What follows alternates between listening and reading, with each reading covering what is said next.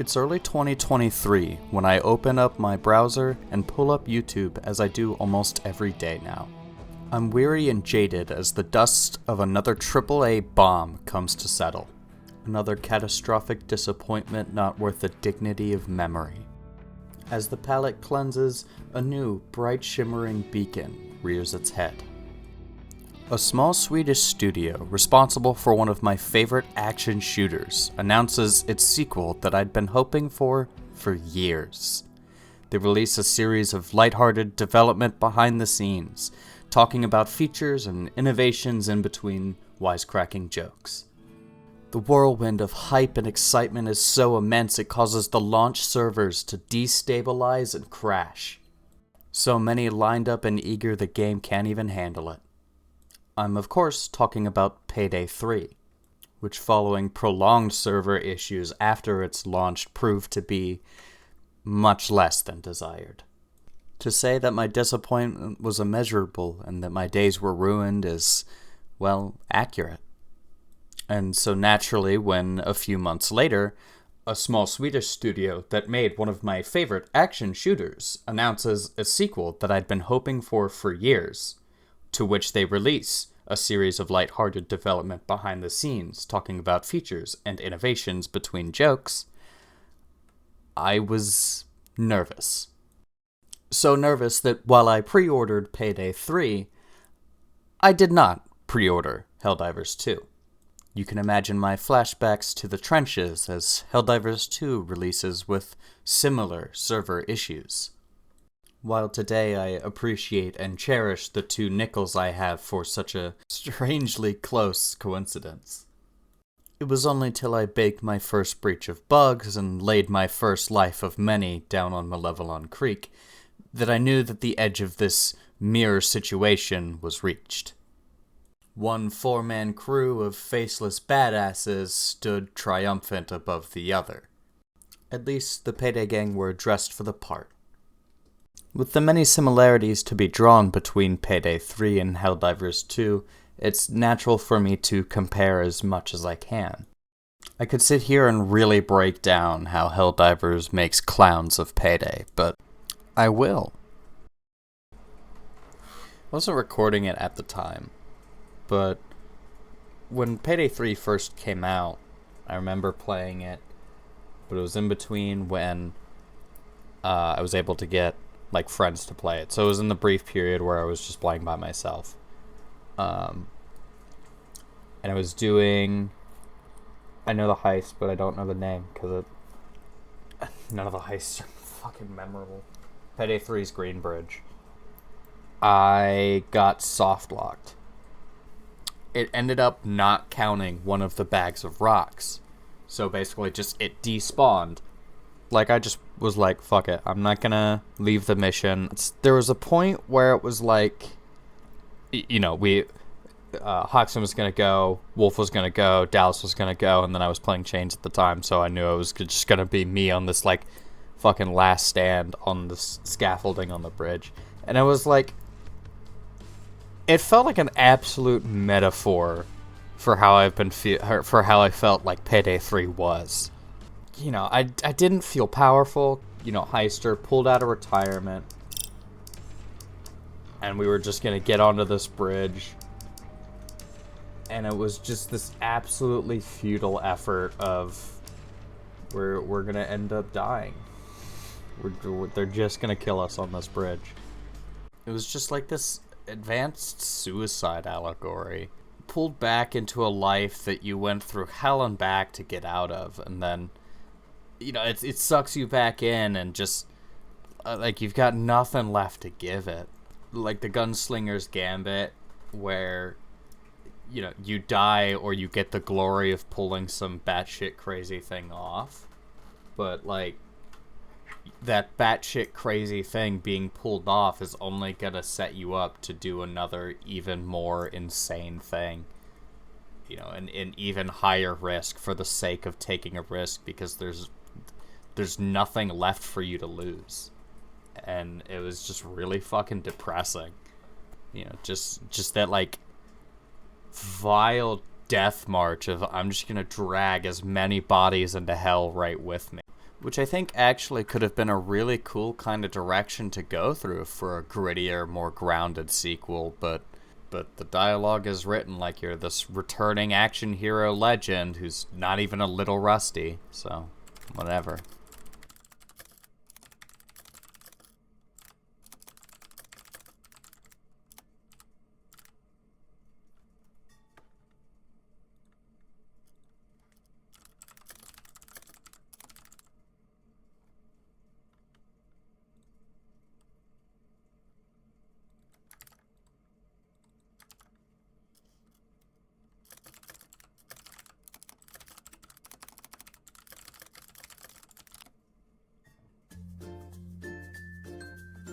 Hey, before we get further into the video, I just wanted to make sure you knew that you're aware of the ability that you have to like, comment, and subscribe.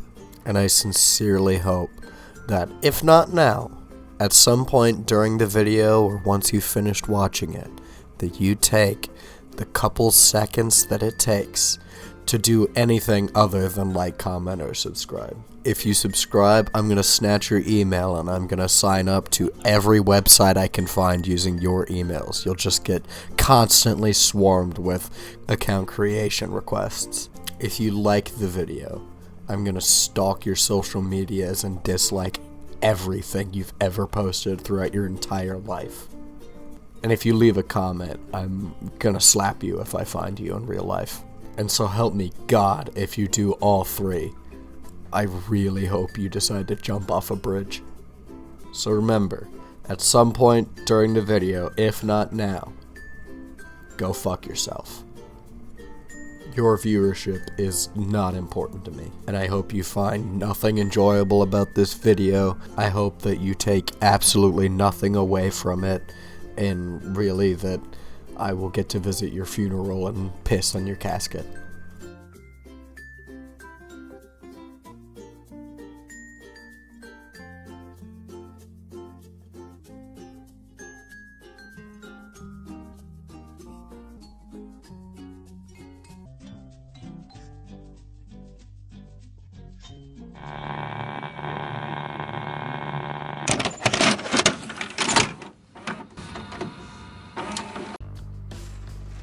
There's 5 outfits in this game, and they stretched it into 30. It is like the perfect encapsulation of, I think, Payday 3. Really square up and put in the work to make it look like they put in work to make variety. When you have an outfit that has multiple color options, you open a sub-menu for it.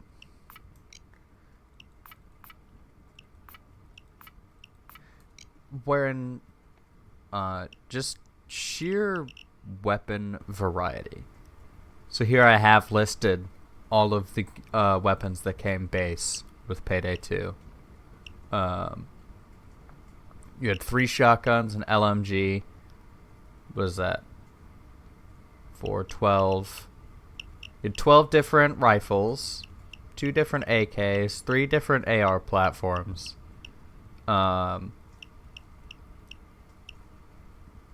3 different fucking bullpups. Like, you had fucking options. This was listed in the assault rifle category, but it's a hybrid sniper. So level 28. You need to be level 28 to get something that does nothing. That was another thing. Bars for stats is really fucking stupid. It is an abstraction for no reason. There is no reason for it to be obfuscated like this. It feels better to know the exact amount of damage I'm doing so that, you know, Monkey Brain can have something to like calculate so I can feel like I'm being a nerd. That's why games like The Division are really popular. So you can sit down and just do that number crunch, calculate your weapon's DPS and shit, and compare it to a similar weapon, and you know, you just get to sit down and have that meta like tinkering with your loadout.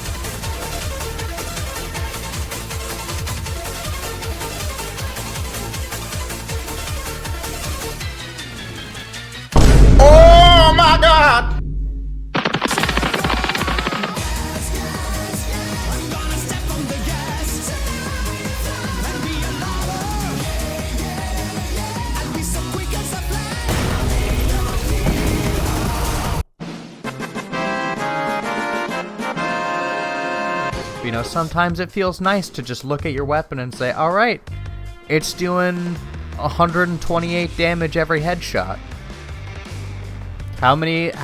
What's the HP pool for any one enemy? I don't fucking know, but I'm doing 128 damage. It feels nice. Where just, I guess it does a lot of damage. How much? A lot, I guess.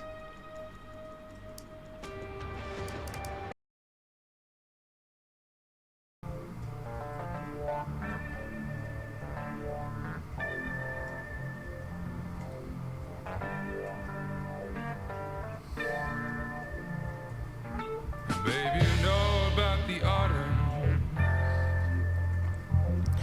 when the leaves. This was something that I was personally hoping would be really expounded upon on Payday 3, is the pre-planning system that was added to Payday 2.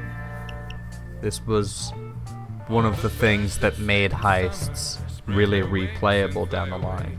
And again, this was something that was later added to Payday 2, so I can't make the argument that this was originally a Payday 2 thing. This was a after-launch addition, but one of the best, in my opinion, after-launch additions the game ever saw. In the way that this worked, really, you had basically 2 or 3 different heists that could play out in the one map, because it really changes how the heist felt when you were doing different ways. It changes the way you go. I proceed to fuck around with saying what I actually mean here for some reason. What I had meant to get at is Payday 2's pre-planning. You would be able to change your entire vault cracking plan, your entire escape plan, and not even in just the, we'll escape on the B spawn or the A spawn. You get a whole different ending to the heist, or a whole different middle to the heist. And obviously allow you to mix and match them as you so please. So theoretically, variations be damned, you had 3 or 4 different ways you could do the one heist. And while both Payday 2 and Payday 3 have the very small scale replay value of a key card spawning in one room or another, or a door spawning on one wall or the next, this pre-planning system, if it were allowed to move over to Payday 3, or God forbid, have been made to flourish in a sequel, made to be even greater than it used to be. You have the opportunity for a single heist in a menu selection really amounts to at least 2 different heists that you can play. And that would do wonders for Payday 3's minimal heist selection count. There's a YouTube channel called Unintelligible. It's in brackets, but the YouTube handle is @unintelligibleyt. And they did 2 different videos. Payday 3's heists are not fun, engaging, or memorable, and Payday 3's enemies are terrible, poorly designed, and not challenging. Both of these videos are really good. They're actually a big reason why I have to kind of reformat how I was going to do things, because he hit every nail on the head that I wanted to talk about regarding the heists individually and the enemies individually.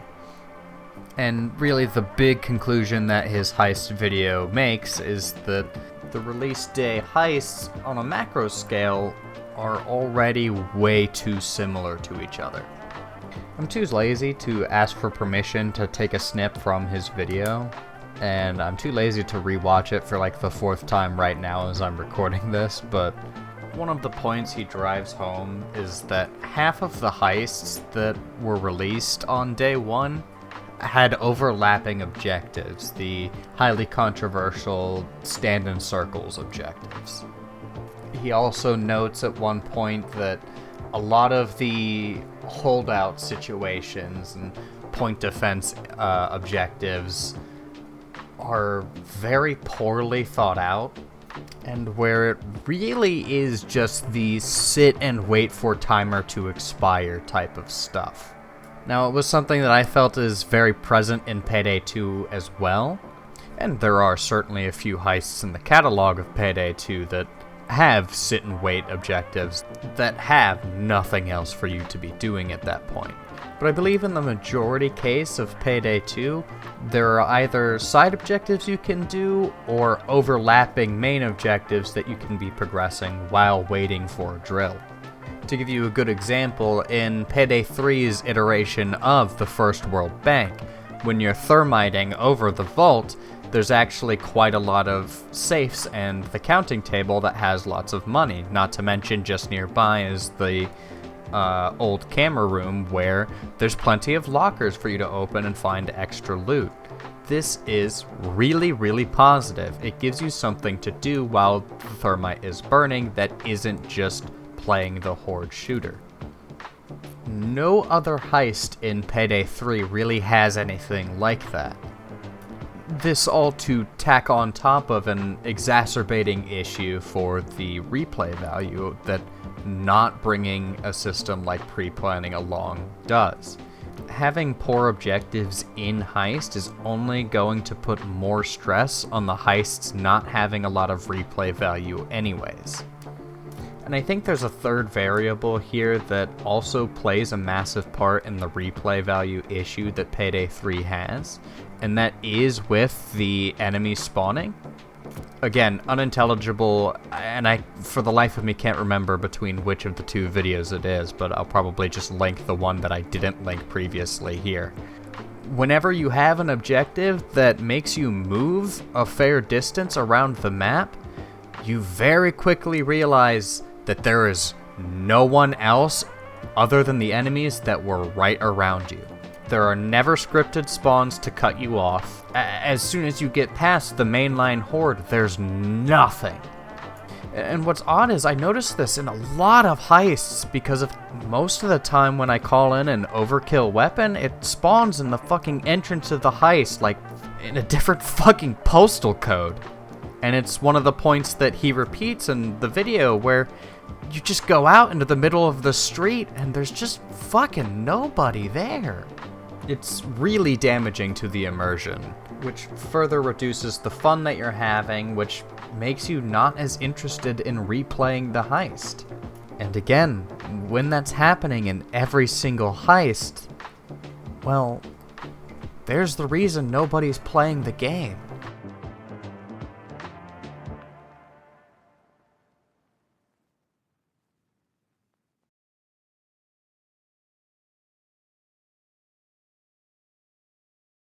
I'm not a big game engine person. I don't know a lot of the details on how it works and what Unity has over Unreal or Unreal has over Source or what Source has over the Diesel engine that was what Payday 2 was developed on. So while I can't be very precisely critical in this aspect, I believe it is the game engine that is partly to blame for this lack of overall presence of enemies in the map. After all, Payday 2, especially on certain heists, notably the Garnet Group District in the Reservoir Dogs heist, is a fucking nightmare because there's just so many cops. Going into the street is a fucking death sentence because you just have an entire fucking army out there. But even in a heist like Reservoir Dogs, where you have the escape section where you find yourself running away from all of the enemies, there is still a threshold where after enough space put in between you and the horde, there's just no one there anymore.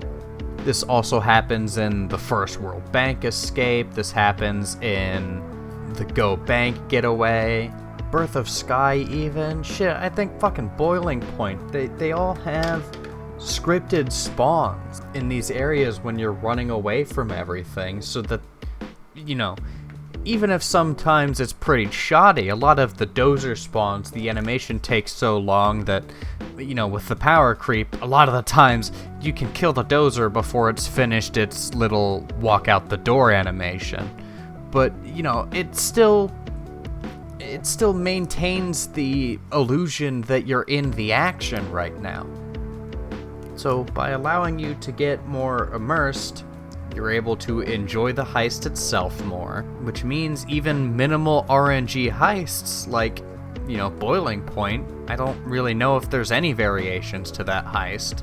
You know, I think that goes a long way in preserving the replay value that is there.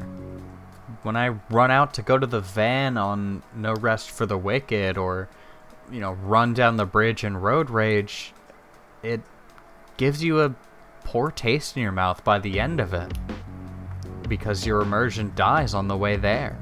It was another thing that I actually didn't even realize until my dad, who I was playing Payday 3 with when it released, he had mentioned this, and I never realized how much of an unexplored aspect of heisting it is. The actual getaway itself. Payday 2 had these escape days that could happen where there was a chance, depending on what you did during the heist, that you would have to basically do an extra level to, at least in intention, provide additional challenge to the overall heist. And while granted, in practice and even personally, the escape days in Payday 2 were pretty unpopular, I would argue it was more of an aspect of them being underdeveloped and really forgotten about than them being like a bad idea.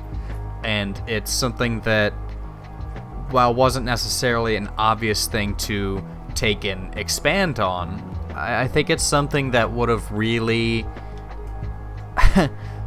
in a literal sense, driven it home for you, you know? Even if it were something like you just had a rail shooter moment for a little while.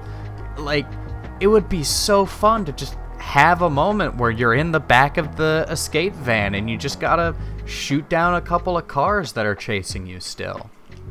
Or if for some heists, like, you know, 99 Boxes, if you had kind of an homage to Car Shop and you had to do a little actual drive out of the lot, even if you didn't have to go very far. Because for some of the heists, like, they end a lot more abruptly than I think anyone can believe. Road Rage, I think, is the most egregious one. You just zipline down off the bridge in plain view of where the snipers spawn to watch you do it. It's not as if the police don't know where you're going. And ziplining isn't a particularly fast thing either, so whether or not anyone is down there to respond immediately, the final charge rallied police force would still be able to get down there, I think, and be able to engage in a pursuit. And as any responder would, you don't know what direction that the criminals are gonna go from there, so you come from every direction, meaning everywhere from where you land on the zip line is gonna be barricaded in.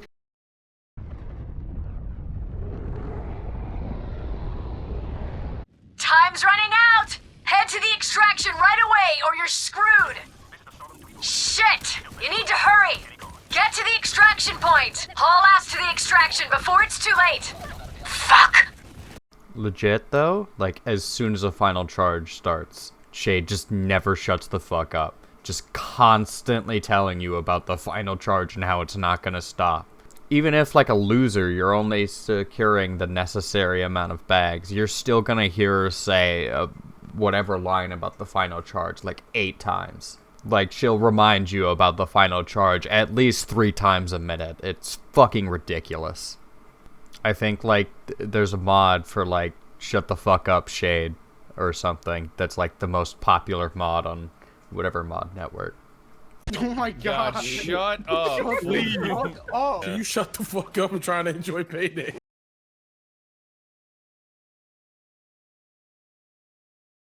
You were literally going to zip line down and land in a surrounded trap. So it would be the perfect time to have you, zip line down into the bed of a truck and, engage in a desperate shootout to get away. I mean, shit, it would fit with the road rage, 'cause you're still on the road. Everything is just so frustratingly shallow with Payday 3. Every system that was in Payday 2 was gutted, if brought over at all. And I think pre-planning would have been really the big selling point of Payday 3. I would love to have seen it take a shape more similar to Grand Theft Auto 5 heists, even. Legitimately, I think that could have been a really, really positive thing.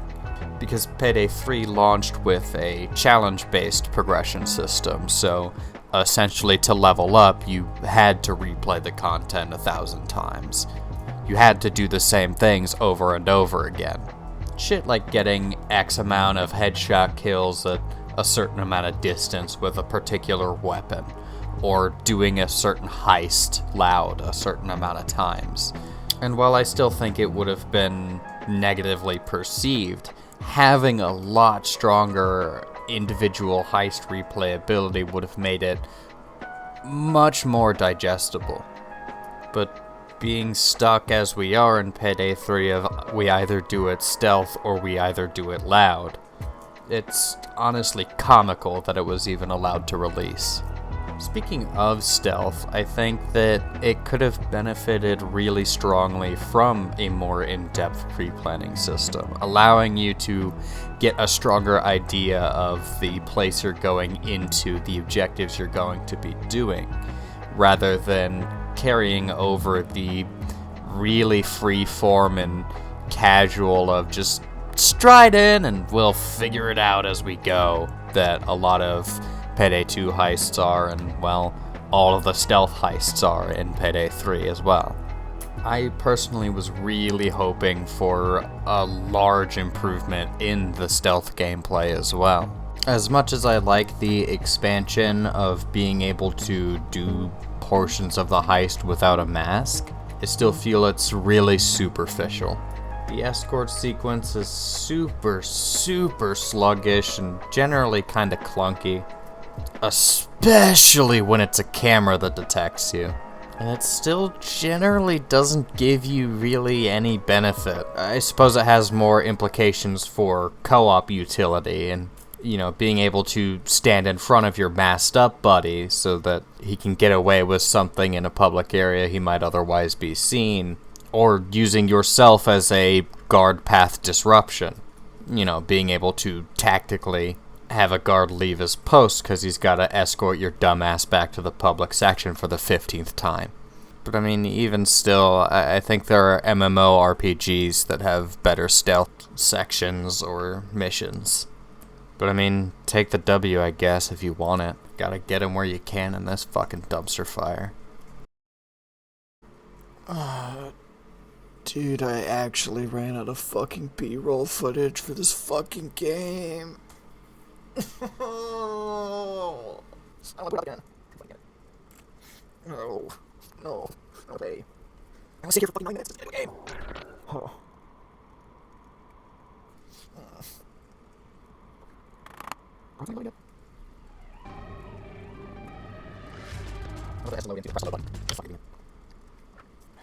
Also, my favorite fucking menu sound doesn't even work when it's loading.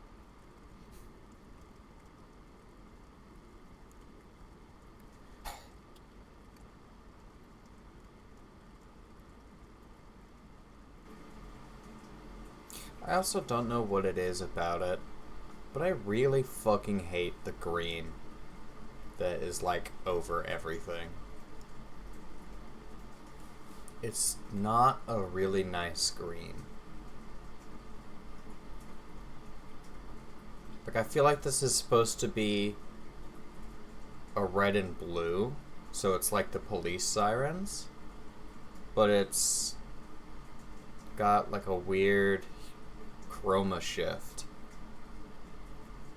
I'm gonna do that. I'm gonna chroma shift this and see if it's a red and blue. And I'm willing I'd be willing to put money that it looks better and more interesting. Because this green is just really, like I said, ugly. And then, I don't know, just this orange just doesn't fit, really. IMO. This is also the biggest reason that I don't ever want to fucking play this game, because it takes so fucking long to play the game. You know what else bothers me? Why is the tie, like, folded? Why isn't it into the suit? Wait, is it clipping? I thought it was just folded up. Is the tie fucking clipping into my body? Between the vest and the dress shirt? Oh my god, it is. This whole time I was like, why is the tie folded? That looks so strange. The fucking tie on the suit and tie clips into your fucking chest. Are you fucking serious, dude? I hate this game so much. Look at that. LOD isn't even right. Find a way inside The fucking audio clipping as well, like, the house. it's Blueprints just say so bad. that there's a Skeleton. shaft at the top Oh my god. of the stairwell on your right. God. There's no fucking way.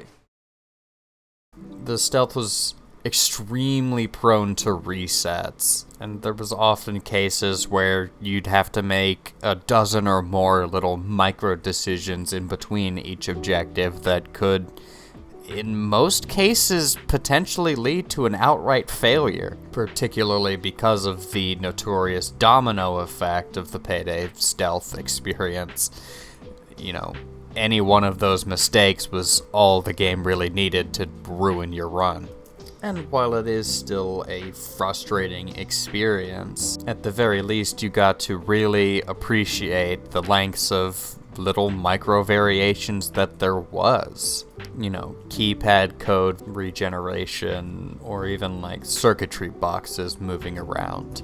But, you know, the very little pinches of that are here in Payday 3 are just way too insignificant to really actually offer any replay value at all anyways. None of those events are meaningful or impactful enough to matter. And I've had the suspicion that Payday 3 was designed to have a less reset focus for a stealth playstyle by kind of gutting stealth anyways.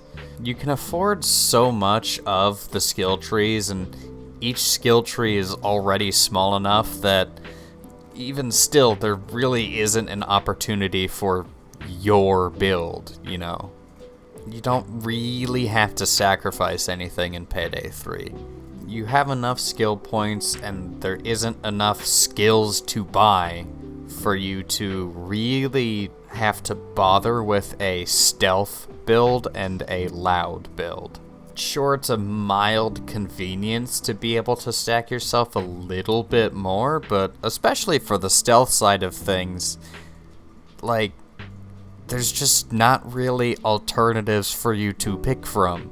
You pick the stealth skills or you don't, which I imagine was supposed to encourage you to more go for a hybrid type of build and, you know, allow you to have the playstyle of, I'll go in and try to stealth as far as I can, but once it goes loud, I'll be fine. Because that was definitely something that you got in Payday 3. If you were using a stealth build, particularly at higher level difficulties, once it turned loud, you were fucked. Just straight up, you were fucked. And if you go into a stealth heist with a build suited for loud, you're also going to be useless. But in doing so, and in making the experience more casual and more watered down, especially in the way where you don't really have enough meat on the bone for anyone to really dig into. When you then get pissy because no one wants to play your video game, well, it makes you the asshole here. You have an obligation to the player if you want your company to survive and your game to thrive. Your players already pitched in because they bought the fucking game. And they bought the game because they believed you when you lied to them about a quality product that was filled with content. I remember watching the Noli's video when he was discussing that news when it dropped. And I remember being so disgusted. Whether you're an ambassador of the brand or even an in-house PR rep, that is an objectively disgusting and indefensible take. You came from.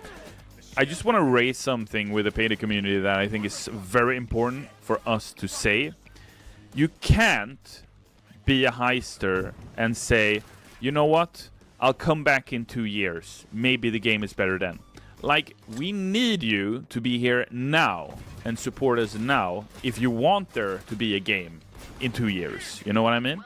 You're leaving a lot to chance if you're a big Payday fan, and you're just hoping or assuming that Payday 3 will be around in 5 years if you do not support Payday 3 right now. You know what I mean? So this is a call to action to everyone in the Payday community. If you like what we're cooking now, if you feel that we've listened to you, support us. Play the game. Buy our DLC. Be in the community. Watch our streams, Share your support. I cannot say this enough, right? That's one of those, you take down the video and you say, whoa, sorry about that, guys. We're just having a rough day. Don't worry about it and everything will be A-okay by tomorrow. So, the gameplay is lesser. The levels are fewer and the levels are also worse. Your weapon stats are abstracted. Even though the game knows there's not a lot of heists, it expects you to want to replay them 1,000 times. The menu sucks and takes forever to load into. The heists suck and take forever to load into. Building skills and loadouts are meaningless. And the progression is so straightforward, linear, and bloated that by the time you finally unlocked a new gun, you're already so sick of the shit you already have. It's impossible to look cool and unique because there's 4 fucking outfits and half of the 8 masks are super specific and the other half of the masks are way too vague to get attached to. By the time you unlock anything to buy, you already have a surplus of money waiting, so you can buy like 8 of whatever new thing you just got. Or you can burn an exponentially increasing amount of your money to get fucking cryptocurrency, which allows you to buy, at launch anyways, a pair of fucking gloves or a new paint scheme for your gun. Here I am trying to think of a way to segue into complaining about how little it feels like you get paid for any of the jobs, when hey, the same problem as Payday 2, there's nothing to spend your fucking money on. As soon as you've bought the gun you want, progression's over. Like, if you really just paint it out like this. Like, at this point, I think I'd just prefer if they were just shamelessly getting the cash grab. Because if this is genuinely the best you've got, then you should be fucking embarrassed. You line it up on paper, and it sucks in concept, and it's no wonder that it sucks in practice.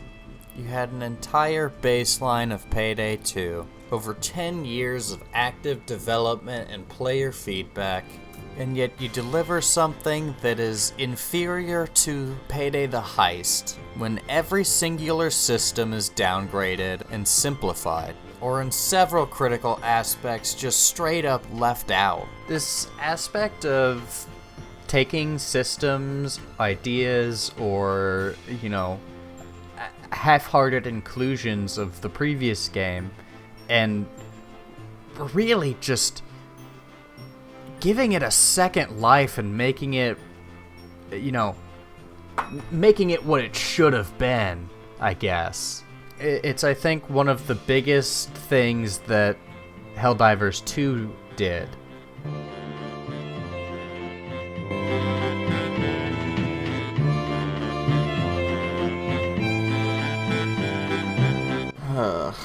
I don't really know how to transition into talking about Helldivers 2 properly, because in this video I really want to point out the positives in these games. You don't get this angry and frustrated over something you don't care about. It should speak volumes to how much I love Payday 2 that I'm so upset by Payday 3. But what, in the past half hour for you I've had like 2 props that I can give in favor of Payday 3? I mean, I tried to find a bone I could throw it, but there's just nothing there.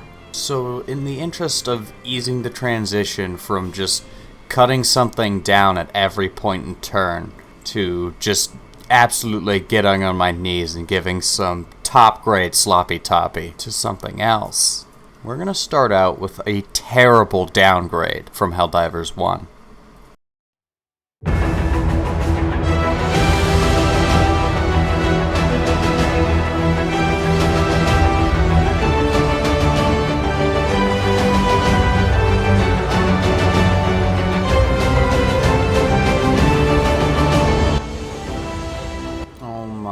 God, the music is so much better in the first game. It breaks my heart so much that there isn't even like a callback to this original theme in Helldivers 2. Because it's just so good. I'm not a musician, so I can't really speak to why or how, and like what about the theme is just so much stronger than the theme they went with for Helldivers 2. And don't get me wrong, this isn't for lack of the Helldivers 2 theme being bad, because it is a very strong theme. It has to do with the melody, I think just the longer melody, just having more notes in what gets repeated. It makes the Helldivers 1 theme a lot more hummable and, I don't know, just it feels better. I think it also may have something to do with the full original melody being long enough that whenever it's referenced in smaller musical stems, it doesn't get exhausted as quickly. Especially, for example, in Helldivers 2, the main little melody plays every start of a mission. You get it when you switch planets, you get it when you load into the game. It plays as a little jingle on the ship.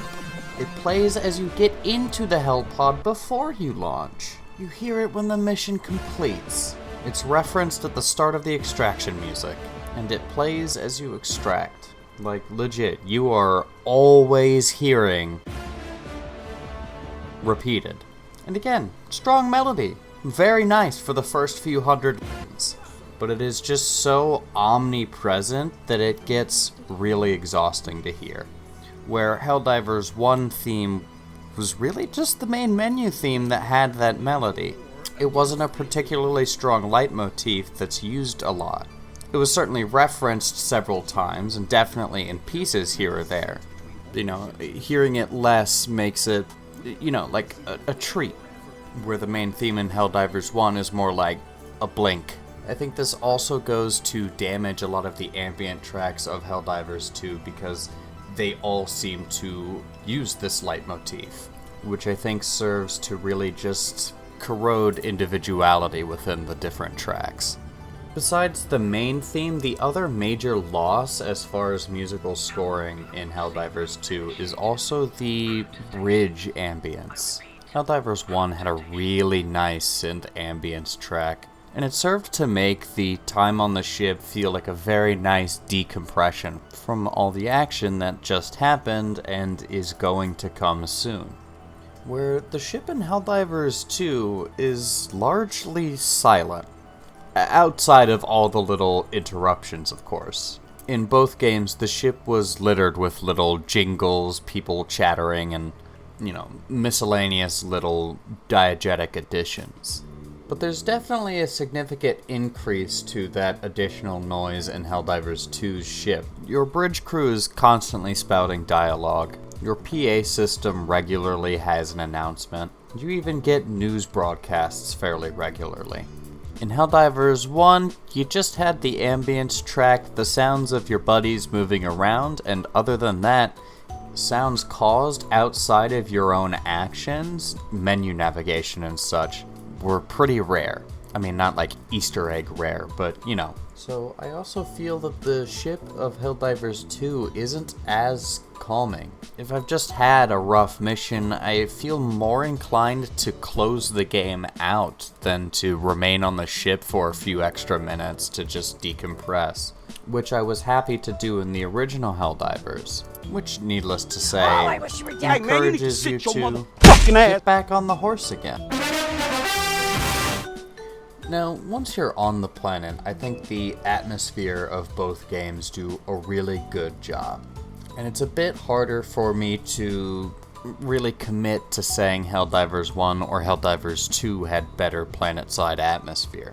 And especially so because the perspective shift. Helldivers 1 was a top-down twin-stick shooter, where Helldivers 2 is a third-person shooter. So there's a lot that is gained by having a constricted screen, as well as a lot gained from not having clairvoyance of what's behind you.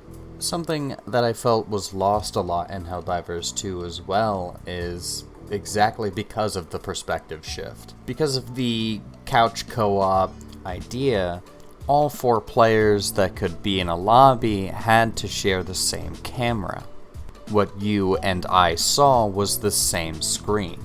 So there literally was no splitting up in Helldivers 1. So for whoever the camera wasn't tracked to, if you left the camera shot, the game legit killed you. You know, regardless of the suicide that not being on screen is anyways. Which meant that you had to be a lot more coordinated with your buddies. Now, not only in the people that I play Helldivers 2 with, it has become a development in our squad that we tend to split up, sometimes to the point where it's just 4 of us on the same map, nowhere near the others. And while I think Helldivers 2 still does an excellent job of making you feel like a team and having to work together, you lose a lot of that intimacy and chaos that happens when, you know, you continually have to struggle against the tether to your other teammates at all times. Now, this specific aspect of the perspective shift isn't necessarily a positive or negative in either direction. All 4 players being confined to the same camera space can be gimmicky for some people, and it doesn't necessarily take a whole lot of skill in Helldivers 2 to be self-sufficient enough to not really need your team whether they are or aren't actually there. As someone who plays majority of Helldivers 2 solo, there doesn't often enough feel like the game is handling any differently because I have a team with me. And again, that definitely is a point that has more to do with how my particular squad typically plays. We tend to all prefer have our own option to deal with any situation, rather than specializing any one person to be in charge of a particular circumstance. You know, someone who's good at clearing nests, someone who's good at clearing heavily armored enemies, someone who's good at clearing a horde. You know, my group is definitely the kind of people that we all tend to just bring something for ourselves that can handle one of those and just make do with our own utility, and unless it's not particularly inconvenient for someone else to, you know, step in for you. So while Helldivers 2 has a lot more of a I rub your back, you rub my back feel, Helldivers 1 had a lot more of the cohesive unit feel. So the co-op feeling and atmosphere, as well as the musical aspects of Helldivers 1 and 2 are fairly similar, and neither game pulls exceptionally far ahead of the other. This is about as far as Helldivers 1 can compete with Helldivers 2. From this point, pretty much every single aspect of Helldivers 2 is just an upped ante from the first game. Graphics, gunplay, missions, enemies, objectives, stratagems, planets, environments, customization, controls and HUD, all these other aspects are just bigger and better. I don't need to talk very in-depth about how far the graphics have improved in Helldivers 2.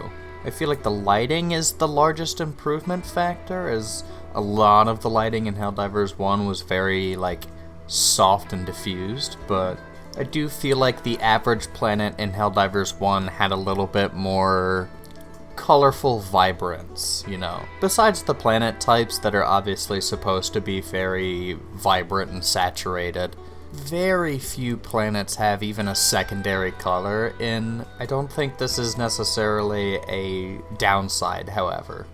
Because you will be fighting for more information in more dimensions and over a much wider range than Helldivers 1, it's very important that your vision is not being impeded by unnecessary things.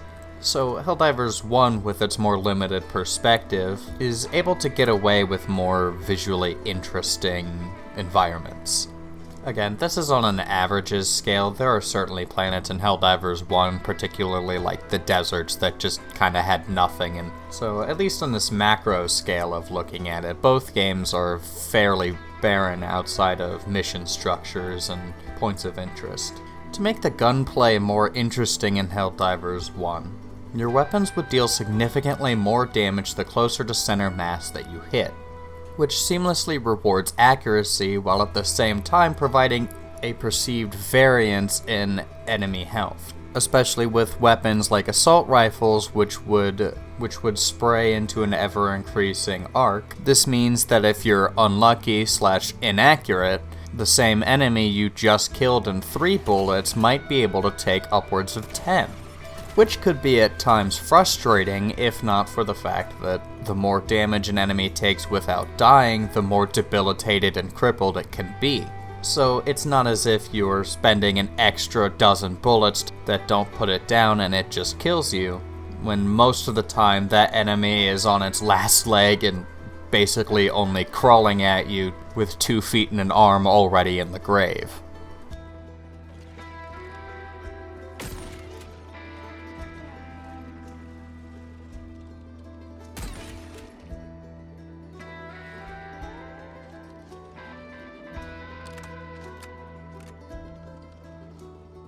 It's a simple way to shake up and keep things fresh going on in hours, that at the same time creates a feeling of skill and mastery with your different weapons when you can get good at hitting your shots with it. And Helldivers 2 carries this on in a slightly different way. It's no longer so specifically about just hitting dead center of your target, but instead knowing what on your target you should be aiming for, giving these different sections of enemies different armor rating values, which then creates an opportunity for skill and mastery expression with different weapons as you come to learn what your weapon can and cannot hit. Additionally, the more you damage particular parts, you can destroy or cripple them, which, while in many cases may not deliver lethal blows to certain enemies, but your additional investment in firepower nets you a more weakened enemy. In many cases, and at higher levels, slowing an enemy down is enough for it to be effectively out of the picture for you. This is something that in the Payday franchise was slightly incorporated with the dozers. While stripping any of the armor pieces wouldn't debilitate him in any way, he was the only enemy that it mattered where you shot him. While, yes, his weak point was still the face, your body shots would actually be completely lost until you stripped the body armor off. And same went for the faceplate. Until it was destroyed, he was not going to take any actual damage. The default horde shooter just has you aim at head level, so introducing some kind of concept to have your gun be aiming anywhere else is really important. Most of the time you can do this by introducing verticality into the map design, otherwise you might as well get rid of the Y-axis. And this idea of having weak points that aren't just the head was somewhat expanded on in Payday 3. The Grenadier and the Taser units both had different places they could be shot. You could shoot the Taser in the belt and he would explode into an AoE stun. As well, the Nader had a belt of grenades on his chest that you could shoot into a stun for him. I genuinely have no idea if it actually affects anyone but him or yourself if you're too close. I feel like they could be significantly more impactful, as well as I don't necessarily know that destroying these weak points would in any way further debilitate the enemies, you know, such as making it so the nader can't throw any more grenades or something. But the biggest problem is that you still kill them faster if you aim for the head anyways. So while the opportunity for more engaging targeting opportunities is present, you are still overly encouraged to just aim for the head anyways. While I imagine it would be very taxing and difficult to implement, I think Payday 3 would do well to have incentives at aiming anywhere else. Hitting arms could reduce enemy accuracy, hitting legs could reduce their speed or perhaps force them to do their dodge animations more frequently, as well as just providing more level-based opportunities for them to have advanced positions on you. Notice that this whole time I didn't mention the techie because her drones really aren't any higher up off the ground. She isn't crouched all that much lower either. So while there's an attempt there, it's really nothing more. In fact, the way she was executed in making her find a corner of the map and buttfuck nowhere and wait for you to come get her makes her actually more frustrating and more of a hindrance. Her drones are quite literally swatting away mosquitoes, and I feel like I'm already doing enough obtuse hide-and-seek for objectives. I already spent 5 minutes looking up and down, left and right, inside and outside the building for a fucking keycard. I don't need to also be looking left, down, up, right, inside, outside for another fucking enemy that does nothing but a further frustration factor.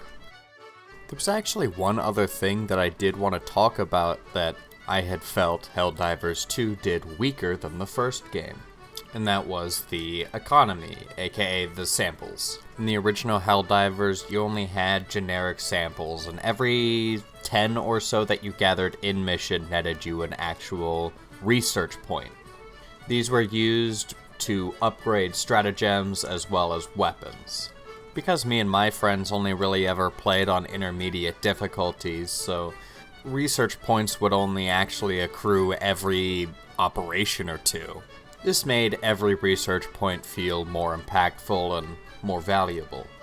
Especially for the fact that in Helldivers 1, once you picked up the sample, it was considered in your inventory whether you extracted or not. This made it so that we eventually grew to the point where whenever we saw a sample grace the screen, every other aspect of our circumstances were thrown out the window, we would all shout sample and get each other killed trying to get to it. Because no matter what you did, you were always progressing towards getting the next research point, and that research points were used for everything. It was simple and straightforward, which I think was the ideal choice for Helldivers 1. Helldivers 2, on the other hand, is much more complicated. You have 3 different sample types now, which spawn an increasing abundance and rarity the higher level mission you're doing.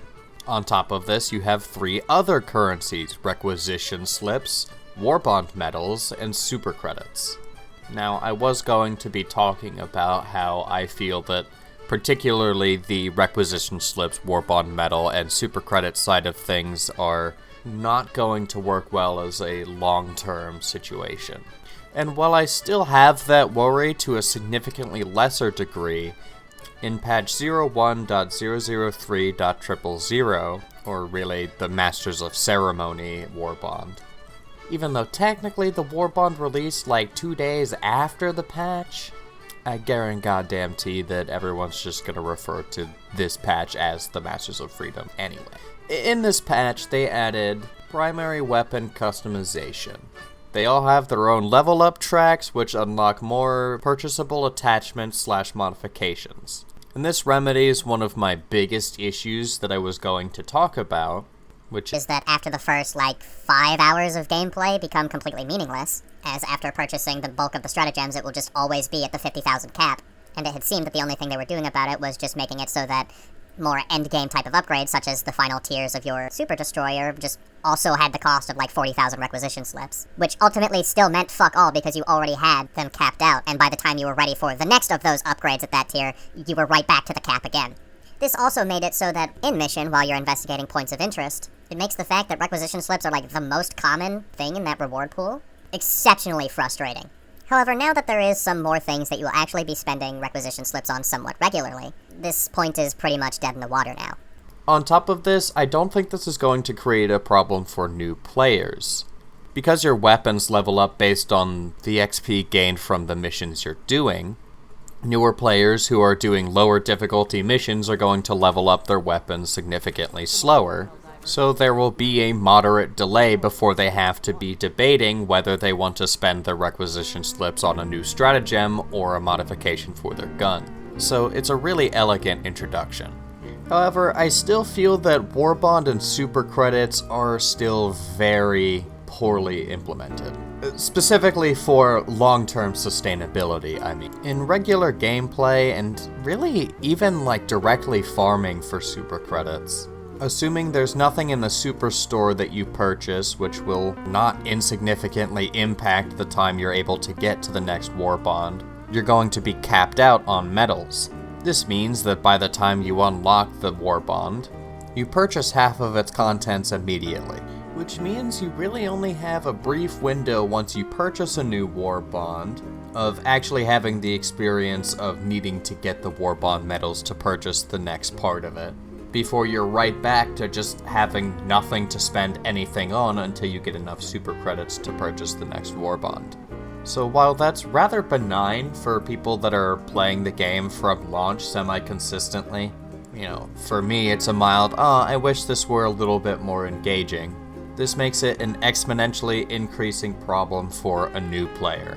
This is especially something that I don't see really being talked about anywhere. Well, there's plenty of memes going on around my group and some of the various communities I'm in that are talking about Helldivers 2, in that every Warbond really seems to only have 3 or 4 things that an individual person might actually really want. Seems every Warbond people are either like, oh, I really want the gun out of the new Warbond, or oh, I really like that armor out of the new Warbond.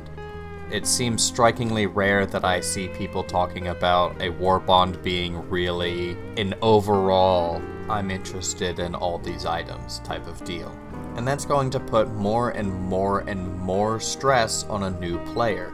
You just finished the default Warbond and you're looking for what to get next, and there's 30 different Warbonds to choose from, and you're only going to be allowed to pick one, which even if it has armor that you really like and guns you're really interested in, there will be always the possibility that perhaps they find themselves disappointed with the purchase. Maybe they didn't realize that the trait the armor gives isn't very good, or the guns they got weren't as fun as they were thinking they were gonna be, or the stratagem it provides is not worth the stratagem slot. Well, now the player is faced with, well, grind it out till you can buy another Warbond to take that gamble again, or cough up money. And again, for those of us who are playing the game consistently and have already been regularly playing for a while, a new Warbond being lackluster for us doesn't really mean a whole lot. But a big reason of that is probably because we've already unlocked the rest of them, or at least that there's only a select few left for us to choose from anyway. While we're already at a point where we have the armor that we like, we have the guns that we enjoy, a new player who's going to be trying to look for that type of stuff is going to be pinched in an exponentially increasingly tough bind. Now, something to combat this that I do expect to happen at some point is going to be older Warbonds having discounted prices, giving opportunities for new players to catch up without having to cheat time, because, well, really the only way to properly catch up on this is spending a shitload of money or actually just matching the playtime of your buddies. Which, if I've just purchased a game and I have to pay another $40, or invest a few hundred hours, I'm gonna pretty consistently say that's not worth. So while the requisition slips no longer being completely meaningless is a really, really positive step in the right direction for the in-game economy, I would still really like to see medals and super credits be given equally healthy accommodations. It was what I was going to suggest in the original draft of this before the weapon mods were introduced, and that's the currency exchange system. And I know that this is what the community has largely suggested in this type of conversation, but I bring it up because I haven't seen it specified about it before, is that I think it would be just fine if the currency exchange was, like, extremely inefficient. Something more akin to Deep Rock Galactic's currency exchange, which has a significant tax on whatever you're exchanging. This goes to vastly discourage you, if not straight out restrict you from large bulk conversions. And I think this could work really, really well. I think just a progression of common samples into rare samples, rares into supers, and either super samples or all types of samples into medals, providing some kind of research grant or research donation type of thing. And then finally medals into super credits. Again, all of these with some steep requisition slip taxes. Especially if we keep the cap at 50,000, you could be pretty mean with it.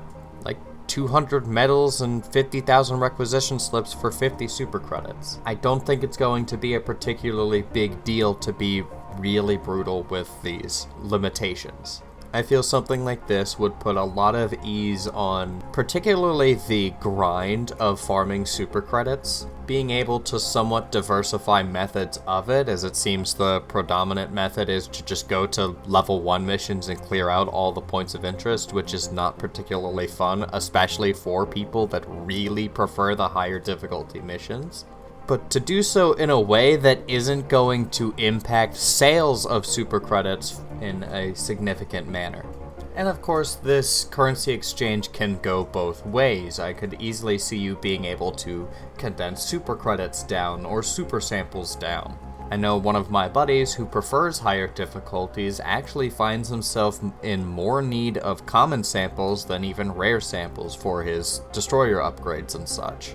So, aside of fine-tuning some numbers and stuff, I feel like this system really is the best decision they could go with. Something like this would make the overall currency system feel a lot more robust, and I think it would just be an overall extremely healthy addition.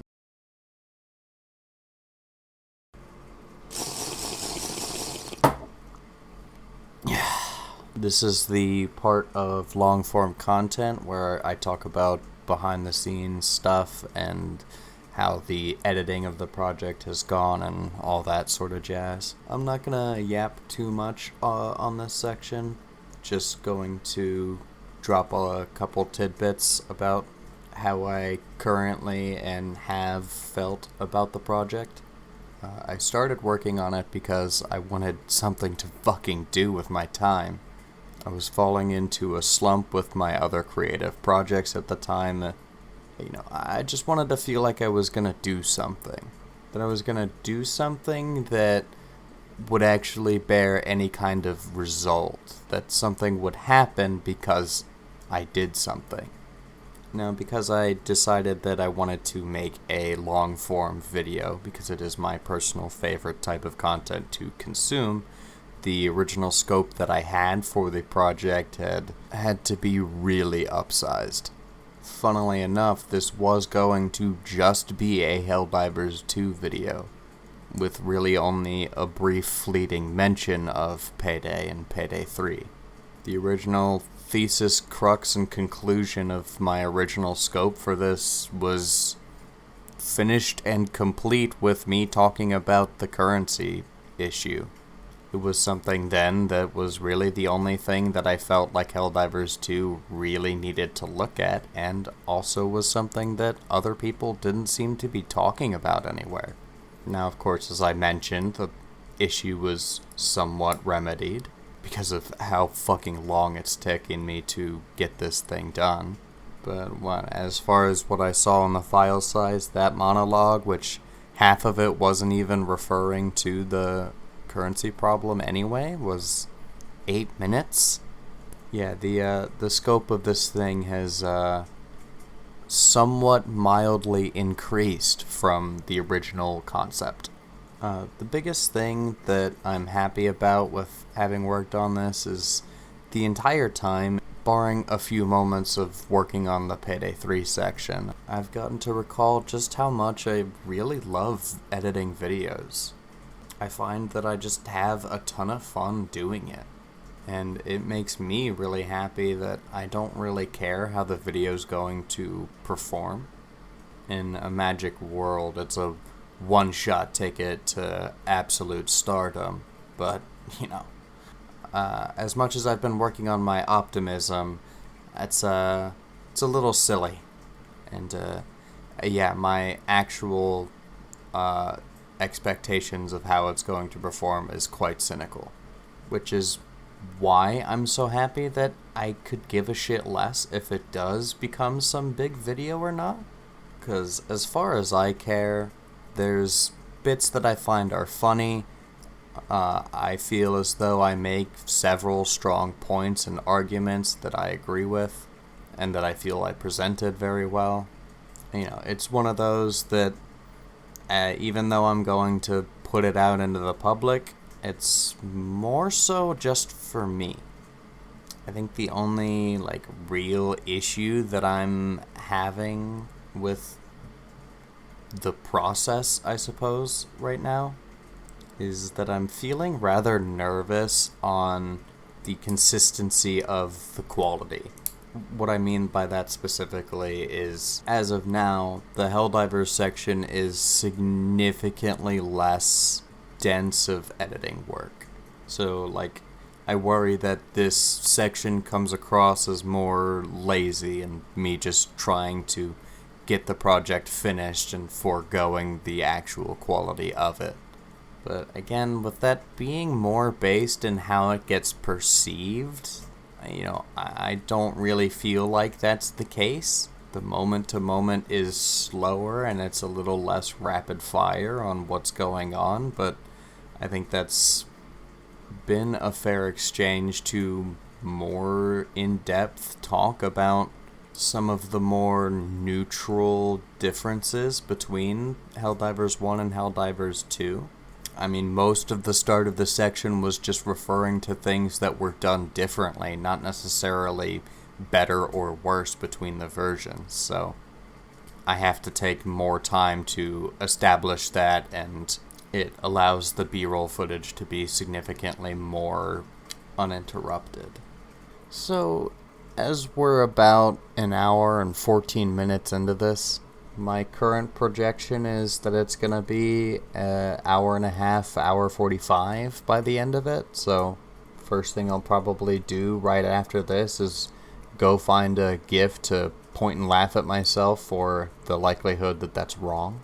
And I am recording this at 3:30 in the morning, so I'm also going to go to bed after that. So, yeah, this has been the long-form content checkbox of behind-the-scenes 3 a.m. edit dungeon diary. Shut up, I'm working on it.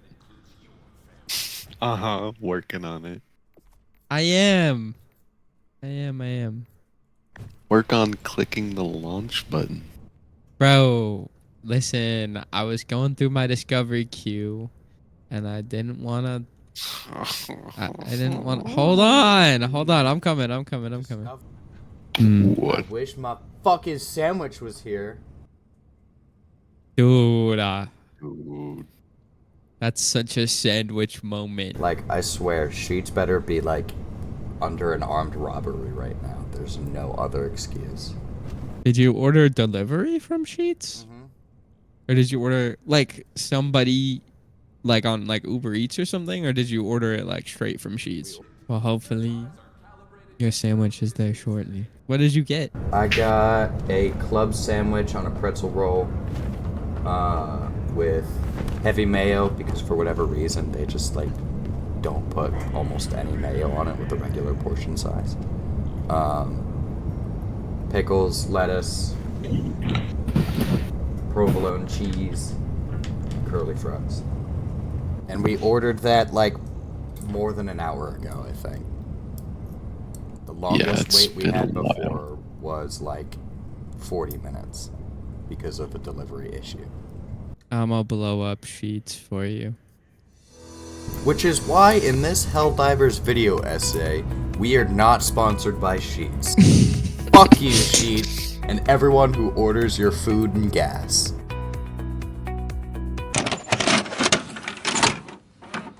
Yo, I'm Jack. I'm jacking it. Me too, bro. Dude, Me that is too. the best fucking joke ever. That wasn't the joke. I didn't think that far into it, but okay.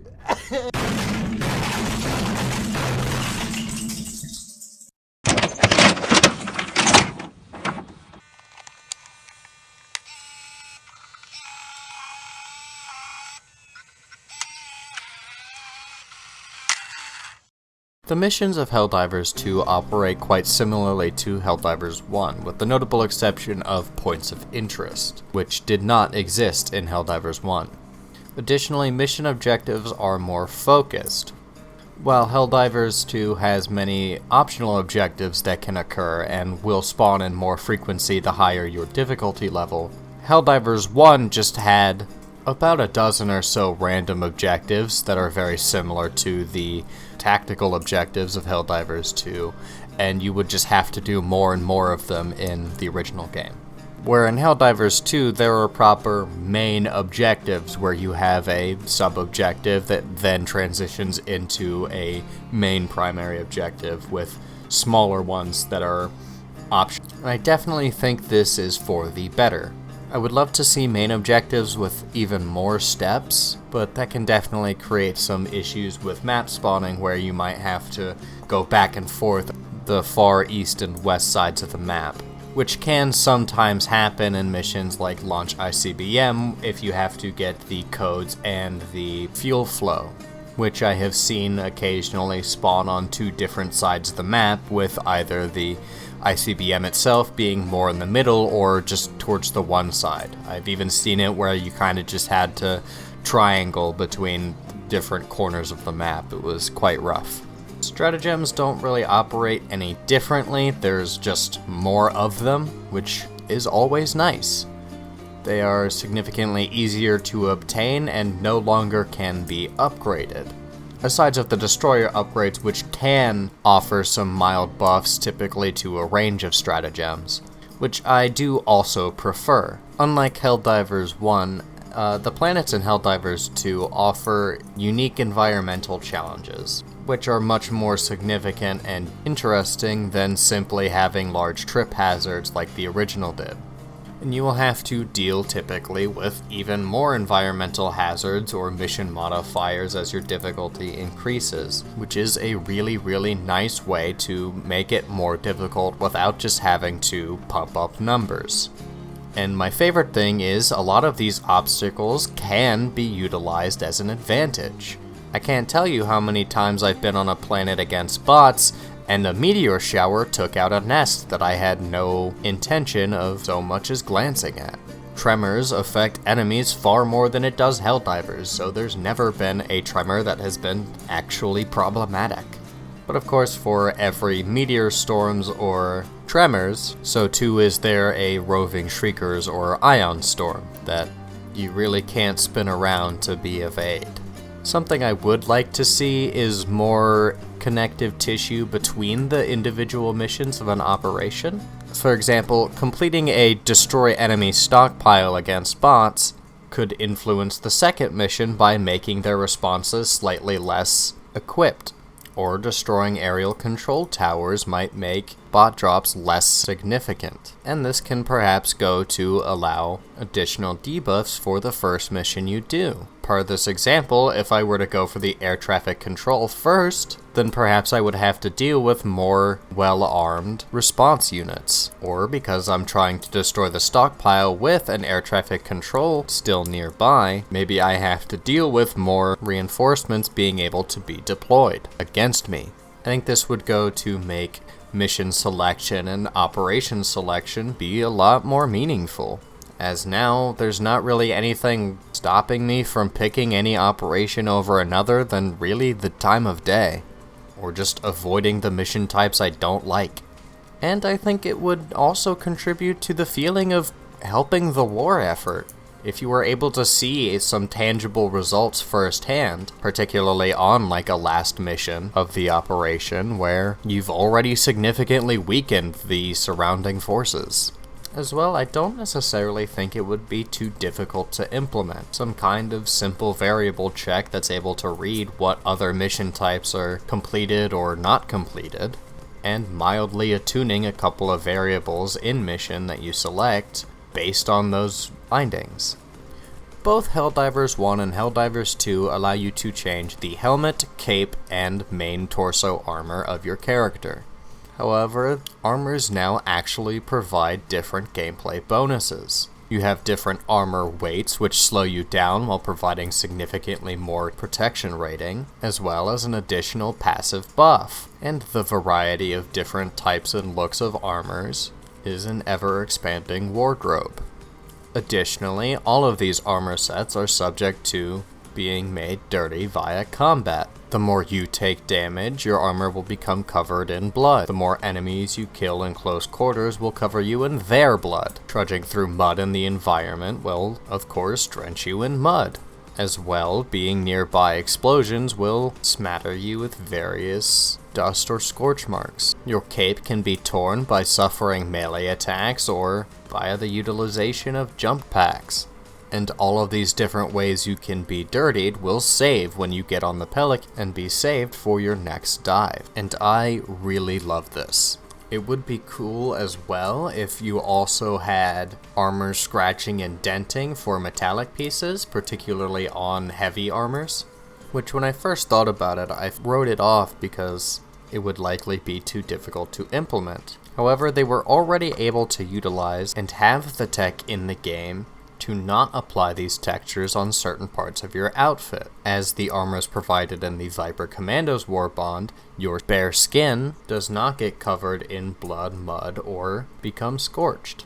So that would be the one thing that I would add to this system, and I think it is otherwise a perfect addition to customization. The only other comment about it I could think to make is that it is a shame that we can't adjust colors or even like a tertiary type of color on anything, which means it's very difficult to combine a lot of different armors. There are plenty of helmets that I really like the model of, but because of the color they have, they don't go with whatever body armors that I use, which I think is a real shame. Now, if I were to talk about controls, there isn't a whole lot that I could really compare to the first game, as they really aren't comparable in this aspect given the perspective shift. But what I can say about Helldivers 2 is that the controls are very responsive. There has been frustration expressed by the community on instances where you can get stun locked, where you are just in a ragdoll and cannot control your character, and the developers have proven themselves to quite dutifully remedy these situations. So while it still happens occasionally where you will lose control of your character and perhaps maybe under a streak of getting thrown around a bit, these don't happen often. And I think that that is okay, as frustrating as it can be. There also is typically enough for me to either have reacted or to have learned to look out for when I do get ragdolled. Exceptionally rarely does it happen where I feel truly out of control, and that there was nothing I could learn from or have done. The key layouts are intuitive by default, and as it doesn't need a whole lot of keybinds, the few unique ones it has are perfectly fine. I'm never having to reach a finger too far out of the way, nor was there any button that really took any adjusting to pressing often.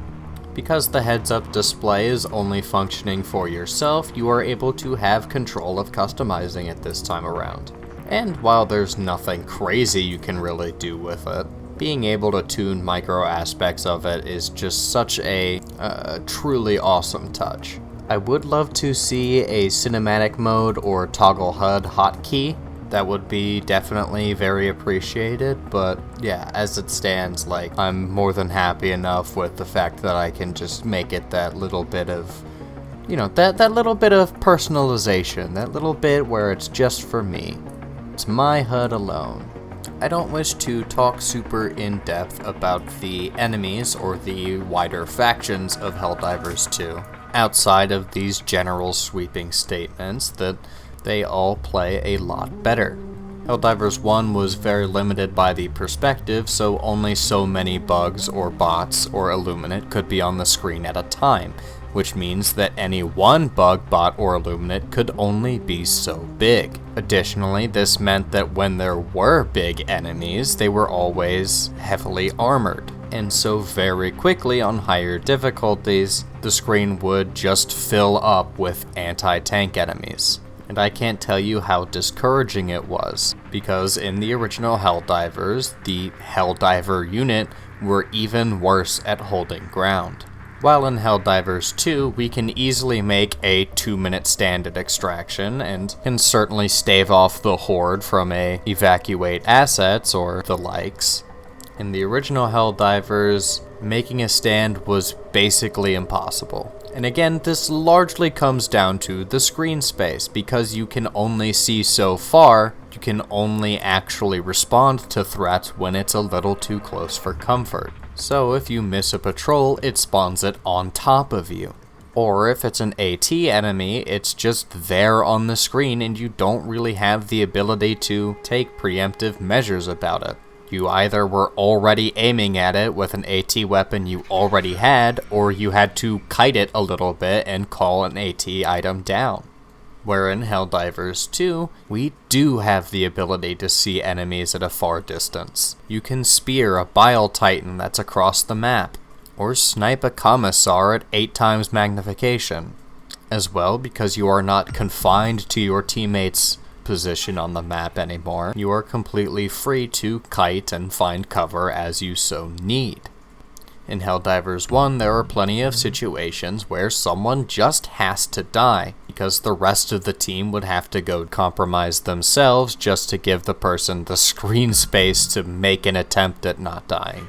A big reason that my friend group never really got to the higher end difficulties of Helldivers 1 is because the original Eradicate missions of Helldivers 1. The same missions in Helldivers 2 where you land in a small arena and just have to kill 300 so bugs or bots or Illuminate. Now, I would say Helldivers 1 had the additional issue in these missions where enemies spawned wherever the hell in the arena they wanted.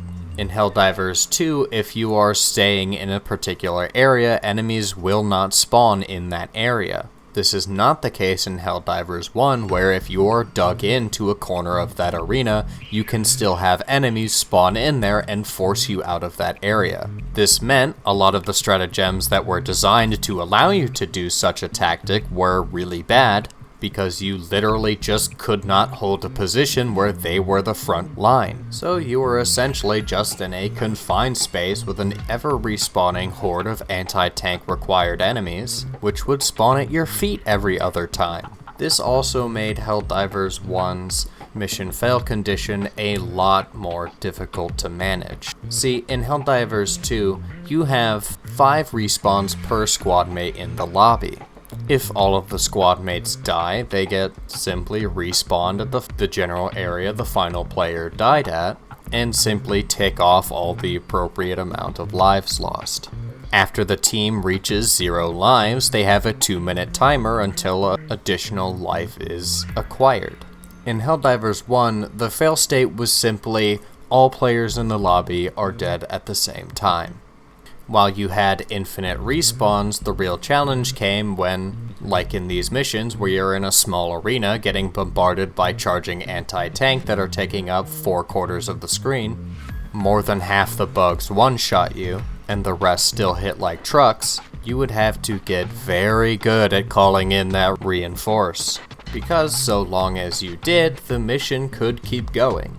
This, of course, is not quite the case for solo play in Helldivers 1, wherein you still have a limited amount of lives, which you can gain extra lives by completing main objectives.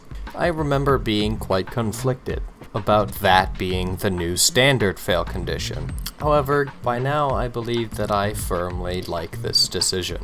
Coupled with the mission timer, you can no longer brute force missions by just having the reinforce be a 1/3 of a second macro, and thereby never fail the mission. I don't know if this was ever a strategy actually employed, but it was always something that I remember having on the back of my mind as a possibility.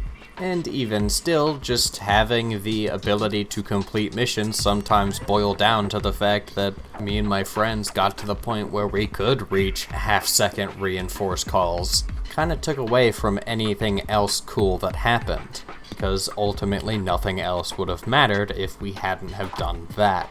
So having reinforces instead be a resource that is slowly dwindled out puts the spotlight instead on the plays you make to save that resource. And this still doesn't sacrifice the tension you can have when there's only one person remaining, without also putting an overwhelming amount of stress on that player, as they do only have to survive a short amount of time before they can at least make it someone else's problem. I think it's a very healthy and positive change. I actually just remembered that perks are also a returning thing from Helldivers 1. In the original game, perks were a completely personal effect. No one else on your team shared your perk choice. I think the perks of Helldivers 2 are much better, and in large part because they affect your teammates. It may be a simple change, but it really goes a long way. So here on this side we have Helldivers 2, which took every aspect that was strong about the original game, expanded, strengthened, refurbished, all of the synonyms for improved, and have actively taken a look as it's gone on to address issues that people have had, fixing things and tuning things in timely manners, offering tweaks and rebalances, in an almost perfect interval between quality and swiftness, from a not all that big studio. And yet, on the other side of the fence, we have a not all that big studio, which can't release a timely fix to anything, let alone problems that anyone actually wants to see changed, has delivered an embarrassing fraction of the content drops, as this other game has, hasn't tweaked or balanced anything, who omitted, gutted, or half-assedly made mockery of what made the original game strong, and then still have the gall to wonder why all the heisters that are supposed to have been playing their game are all over here playing something that's actually good. I don't know what else to say. I want Payday 3 to be good, but they fucked it up. Hopefully this upcoming Armor 2.0 and new Heist that'll be worth a whole fucking $10-15 all over again. You know, hopefully that will be the fresh start that they need to start some kind of comeback. But I'm gonna be honest with you, I just don't have any faith, not a single bit at all. I've long since made my peace with Payday 3 being done and dusted, so I'll be happy enough just playing Helldivers, so let this whole video serve as memoriam for having all the ingredients at your disposal to make a fucking banger, and somehow, despite it being feasibly and practically impossible to do so, you can still find a way to fuck it up. So in whatever you try and make, take from your previous experiences and learn from it and be better because of it. Because while I don't see a way that it is possible to hit a deeper rock bottom than Starbreeze has with Payday 3, you really just don't want to be anywhere close, I promise.